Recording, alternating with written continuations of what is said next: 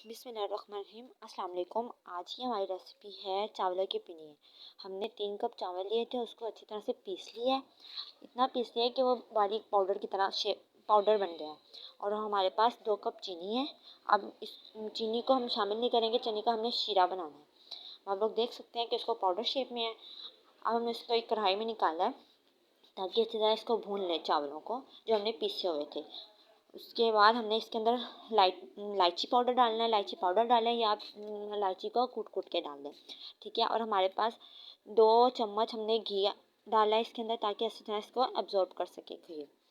आप लोग देख सकते हैं कि हमने अब घी डाल दिया और इसको अच्छी तरह से घी के अंदर फ्राई कर रहे हैं, मतलब गर्म कर रहे हैं, भून रहे हैं अच्छी तरह से कि हमारा जो चावलों का आटा है वो अच्छी तरह से इसके अंदर एब्जॉर्ब हो सके। आप देख सकते हैं अच्छी तरह एब्जॉर्ब हो गया है। अब इसके अंदर शीरा हमने पहले से गर्म करके रखा हुआ था, अब वो इसके अंदर ऐड कर रहे हैं। देख सकते हैं हमने जो शीरा इसके अंदर हमने क्या लिया था, 3 कप चीनी थी और 2 कप पानी था ताकि वो शीरा बन सके अच्छी तरह से। देखते हैं और हमारे पास शायद कुछ मेवे थे जो हम स्टोर किए हुए थे, अब उसको हमने इसके अंदर ऐड किया है। अच्छी तरह से इसको सब चीज़ों को मिक्स कर रहे हैं ताकि ये एक जगह मैनेज हो सके।